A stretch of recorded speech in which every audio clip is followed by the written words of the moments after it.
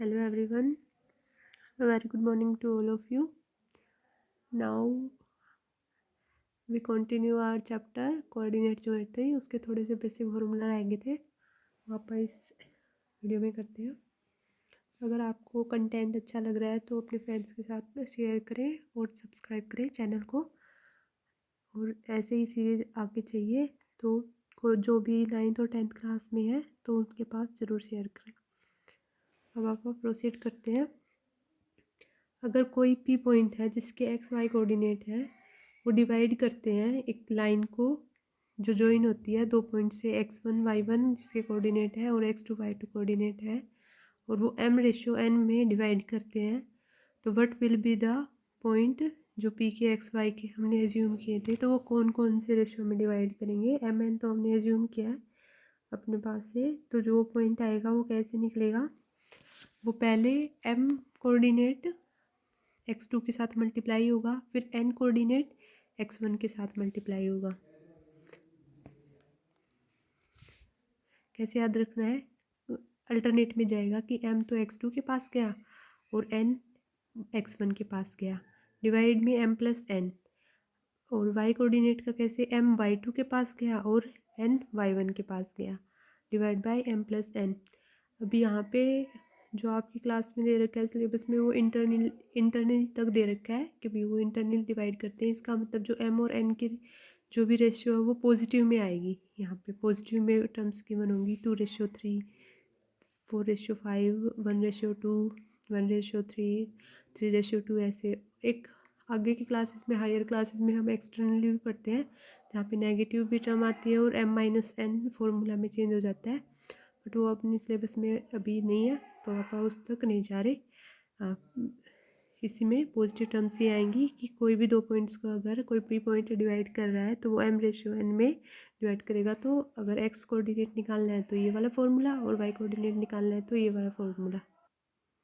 तो फिर आप इस पे क्वेश्चन करते हैं कि अगर P x Y coordinate x1 y1 के कोई पॉइंट दे रखा है उसको और x2 y2 पॉइंट दे रखा है 3 2, x1 y1 दे रखा है 2 3 उसको 3:4 में डिवाइड कर रहे हैं तो उसके x और y कोऑर्डिनेट कैसे आएंगे। ये मैंने पहले होमवर्क क्वेश्चन बनाया था लेकिन मैं एक बार सोल्व करके सिखा रही हूँ। तो अगला क्वेश्चन आपका होमवर्क क्वेश्चन है जिसका आंसर आपको कमेंट बॉक्स में कमेंट करना है। अगर इसमें वीडियो में कोई भी स्टेप समझ में नहीं आ रहा तो आप कमेंट बॉक्स में बता देना, आप उस पर एक बार फिर से डिस्कस कर लेंगे।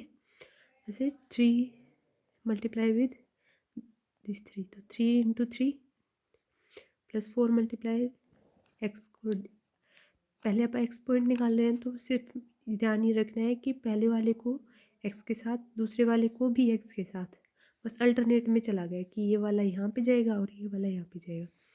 तो 3 × 3 + 4 × 2 डिवाइड बाय 3 + 4 मीन्स 7 बन गया। और ऐसे ही 3 × 2 6 हो गया और 4 × 3 12 हो गया। ऐड कर दिया दोनों का तो दोनों यहाँ पे हो गया 3 × 2 + 4 × 3 और 3 + 4 दोनों का ऐड कर दिया तो सम आ गया 9। ये 3 × 3 9 बन गया, ये 4 × 2 8 बन गया, दोनों का एडिशन 17 डिवाइड बाई 7। ऐसे ही यहाँ पे हो गया 6 + 12 18/7। तो हमारे पास आ गए एक्स और वाई के कोऑर्डिनेट ये वाले। तो ये आपका क्वेश्चन एक शॉर्ट आंसर में भी आ सकता है 2 मार्क का या फिर ऑप्शनल में ऑप्शंस में 1 मार्क तो आपका डेफिनेट है उसमें पूछेंगे। उसमें क्वेश्चंस में बताऊँ क्या देंगे, उसमें देंगे कि अगर m/n की वैल्यू दे देंगे या तो बोल देंगे एक्स वाई कोई कॉन्स्टेंट दे रखा है m/n और मेनली डिफर कहाँ करते हैं यहाँ पे प्लस करेंगे या माइनस करेंगे। अगर पेपर में आता है ना तो सिर्फ वो यही कंफ्यूज करते हैं क्योंकि वो इंटरनली देंगे, इंटरनली सिलेबस में गिवन है तो m+n होगा तो m-1 m-n टिक मत करके आना m+n होगा। ध्यान से कि x के कोऑर्डिनेट में है तो उसमें x2 x1 ही आएंगे और y के कोऑर्डिनेट में है तो y2 y1 ही आएंगे। तो बहुत ही यूज़फुल चैप्टर है, कम से कम 8 नंबर की बैटिस लेके आता है तो अच्छे से करना। अब आपका होमवर्क क्वेश्चन कि अगर पी एक्स वाई कोई कोऑर्डिनेट है और वो डिवाइड करते हैं 4 - 3 8 5 को 3:1 में तो कोऑर्डिनेट्स पॉइंट क्या क्या होंगे। तो आपको मेन निकालनी क्या है, एक्स और वाई की वैल्यू क्या आएगी। ठीक है, अब आप मूव करते हैं कुछ ग्राफ्स के क्वेश्चन पे, जो मैंने कल बोला था कि कर लेना, फिर मैं एक बार अच्छे से एक्सप्लेन कर देती हूँ। तो ये आगे अपने ग्राफ, कल वाले क्वेश्चन 3 तक हो गए थे, 4th का करते हैं, 5 और -3। कैसे पता चलेगा 5 और -3, ये हो गया x का और ये हो गया y का, कौन से क्वाड्रेंट में होगा।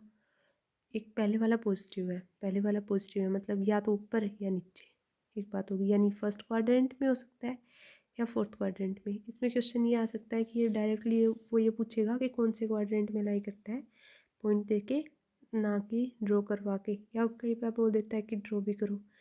2 मार्क में आ गया तो ड्रॉ पक्का करवाएगा, और अगर ऑप्शन में है तो वो क्वाड्रेंट पूछेगा कि भी कौन से क्वाड्रेंट में ये पॉइंट लाई करता है। तो 5 -3, 5 ये हो गया। मैं एक्सटेंड कर रही हूँ 5 को कौन कौन से क्वाड्रेंट में, या तो फर्स्ट में हो सकता है या हो सकता है 4th में, मैंने दोनों साइड कर लिया एक्सटेंड। सेकंड पॉइंट कौन सा है, माइनस का, ऊपर वाले में सारे प्लस होते हैं, नीचे वाले में सारे माइनस होते हैं। मैंने कल एक्सिस बताए थे कि एक्स एक्सिस कौन सा, एक्स एक्सिस को क्या बोलते हैं, तो बोलते हैं हॉरिजॉन्टल, और एक और नाम बताया था इसका, तो वो आपको कमेंट बॉक्स में बताना है। और ऐसे वाई एक्सिस को वर्टिकल बोलते हैं, लेकिन इसका एक और अदर नेम था, तो वो क्या था वो भी बताना है। और कोऑर्डिनेट किसे कहते हैं ये भी आप बताएंगे। तो अभी आप करते हैं अपना क्वेश्चन 5 और -3। अब ऊपर वाले तो सारे पॉजिटिव है, तो बच गया क्वेश्चन नेगेटिव वाला, कि भी नेगेटिव हमारा क्वेश्चन था 5 और -3। तो ये पॉइंट है, ये हो गया अपना 4th। अब आपको करना है 5th में क्या दे रखे, -5 और -3। -5 एक्स एक्सिस में, -5 यहाँ पे है, अब तो समझ में आ रहे होंगे, कर सकते हो। -3 यहाँ पे, तो ये वाला बन गया 5th पॉइंट।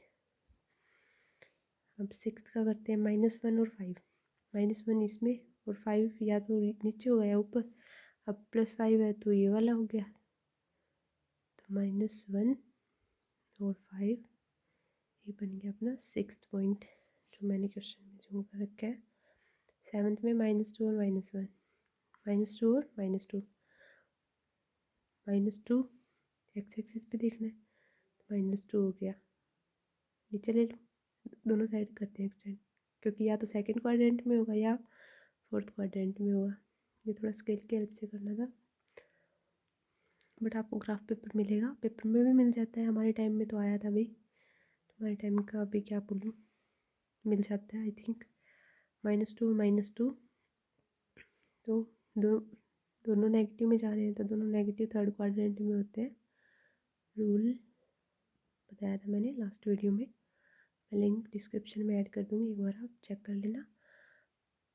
और इस बात की भी मैं गारंटी ले रही हूँ कि अगर आप डेली रेगुलर क्लासेस लेते हो और रिवीजन करते हो, तो आपके मैथ में तो 100 में से 85 कहीं जाने के हैं नहीं। बस काम क्या करना है, बस क्लास लेनी है, क्लास के बाद खुद से रिवाइज़ करना है, अगर कोई भी डाउट हो तो पूछना ज़रूर है।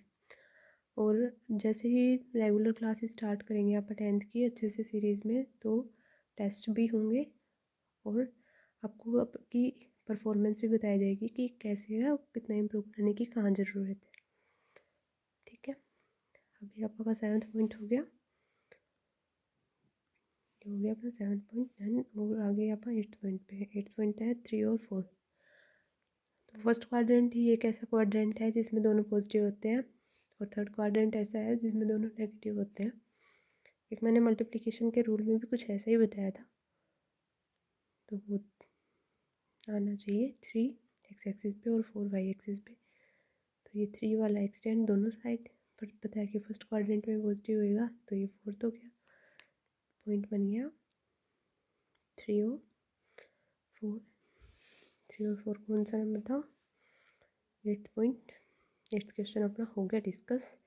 9th में 5 और -6, 5 एक्स एक्सिस पे है, पॉजिटिव वाले में तो पॉजिटिव तो 2 ही क्वाड्रेंट में होता है, तो फर्स्ट में या 4th में, -6 मीन्स ये वाला पॉइंट। तो ये हो गया अपना 9th, 5 और -6, सारे क्वाड्रेंट में आ गए ना पॉइंट, मतलब मैंने अच्छे से क्वेश्चन लिया हुआ था। अब एक छोटा सा क्वेश्चन 10th वाला, इसमें सारे क्वाड्रेंट में घूमेंगे बट फ़र्क क्या होगा वो देखना है। 1 1 ये हो गया, मतलब 10th का फर्स्ट, इसको ये नाम दे देते हैं -1 1। अब मैंने ये तो फर्स्ट क्वाड्रेंट में हो गया, यहाँ पे लिख दूँ 1 और -1, मतलब ये और ये वाला पॉइंट, इसको भी नाम दे देते हैं। ये हो गया फोर्थ क्वाड्रेंट में, -1 और 1 सी पॉइंट,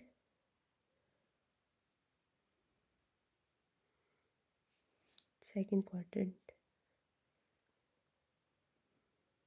और -1 और -1 दोनों नेगेटिव कौन से क्वाड्रेंट में होते हैं, थर्ड में, ये डी पॉइंट। मतलब अगर मैं सिर्फ एक पॉइंट के सिंबल ही चेंज कर रही हूँ तो मैं हर एक क्वाड्रेंट में जा सकती हूँ। आ रहा है कुछ समझ में? जहाँ पे भी ये लगे ना कि नहीं समझ में आ रहा तो आप बता देना कमेंट बॉक्स में। अगर नहीं समझ में आया होगा तो वो स्टेप अगली वीडियो में रिपीट कर दिया जाएगा। ठीक है, 10th का हो गया कंप्लीट। अब चलते हैं कुछ बेसिक डेफिनेशंस पे। ये जो मैं वीडियो में करवा रही हूँ, ये अगर मतलब पेपर से पहले थोड़ा सा रिवीजन चाहिए होता है तो शॉर्ट शॉर्ट में देखने के लिए तो बहुत बेनिफिशियल वीडियो है। अच्छे से अगर एक बार देखोगे तो सब समझ में भी आएगा, और रिवीजन कर लोगे तो टिप्स पे हो जाएंगी चीज़ें सारी। डिस्टेंस फार्मूला, अगर 2 पॉइंट गिवन है और कोई बोल दे कि भाई मैं यहाँ पे खड़ा हूँ ए पॉइंट पे और मेरे को जाना है बी पॉइंट पे कहीं, तो इसकी डिस्टेंस बताओ, और प्लेन में डिफाइन कर रखा है 2D प्लेन में। तो फॉर्मूला क्या होगा कि अगर हम कोई पी पॉइंट ले रहे हैं x1 y1 जिसके कोऑर्डिनेट है, और क्यू पॉइंट ले रहे हैं जिसके x2 y2 कोऑर्डिनेट है, तो अगर डिस्टेंस निकालेंगे पी से लेके क्यू तक, तो जो सेकंड वाला पॉइंट है उसमें से फर्स्ट वाली सब्ट्रैक्ट करके स्क्वायर कर देंगे, प्लस जो y2 माइनस y1 कोऑर्डिनेट को सब्ट्रैक्ट करेंगे और इसका स्क्वायर करके और दोनों का अंडर रूट ले लेंगे। तो जो भी वैल्यू आएगी हमेशा पॉजिटिव ही आएगी, क्योंकि अगर आयोटा में चले गए तो वो कॉम्प्लेक्स नंबर सिस्टम में चला जाएगा। वो अभी अपने सिलेबस में ऐड नहीं है, आगे हो जाएगा ऐड हायर क्लासेस में। तो हमेशा डिस्टेंस पॉजिटिव ही आएगी आपके लिए। यहाँ पे पॉइंट कुछ भी हो सकते हैं कि बोल देगा कि मैं ए से लेके बी तक जा रहा हूँ, एक्स से लेके वाई तक जा रहा हूँ, फॉर्मूला सेम रहेगा, पॉइंट लेना है, पुट करना है, वैल्यू निकालनी है। रूल मैंने समझाए हुए हैं अच्छे से बोर्ड मास वाली इक्वेशन में, एक बार अच्छे से देख लेना। ठीक है, अब एक आता है नोट। अगर if you want to calculate distance from one point and another point, और वो जो दूसरा पॉइंट है वो दे दिया मैंने हॉरिजन, मतलब मैं पी से लेके वो तक जाना चाहती हूँ। तो मेरे को ये बताया कि एक कोऑर्डिनेट तो हो गया 0 0, तो ओ पी ले लो या पी ओ इक्वल ही आएगा एक्स माइनस इस कोऑर्डिनेट में से इस कोऑर्डिनेट को, पी पॉइंट के कोऑर्डिनेट्स में से ओ पॉइंट के कोऑर्डिनेट्स एक्स वाले में से एक्स वाला और वाई वाले में से वाई वाला सब्ट्रैक्ट कर देंगे। तो एक्स माइनस 0 का स्क्वायर प्लस वाई माइनस 1 का whole square under the root, तो ये आ गया X square plus Y square. Means अगर पेपर में अगर ये वो बोल दे, क्योंकि ये क्वेश्चन थोड़ा आ सकता है क्योंकि बच्चे सब ये याद रटे फिरते हैं कि बी x2 माइनस x1 का whole square plus y2 Y minus y1 का होल स्क्वायर, तो वो ये थोड़ा याद रखना कि ये वाला है। अगर मिड पॉइंट दे रखे हों तो दोनों का एडिशन हो जाता है, बाई 2 दे हो जाता है। मैंने बोनवास वाले में क्वेश्चन करवाया था कि अगर ब्रैकेट से पहले मल्टीप्लिकेशन हो और ब्रैकेट से पहले मल्टीप्लिकेशन ना हो तो आंसर सेम आता है कि नहीं आता। तो जो उसका होमवर्क क्वेश्चन था वो ये था, मैंने सोल्व कर दिया है, आप एक बार अपना आंसर मैच कर लेना। Thank you. If you like the video and like the content, please press the like button and share with your friends and family. Thank you.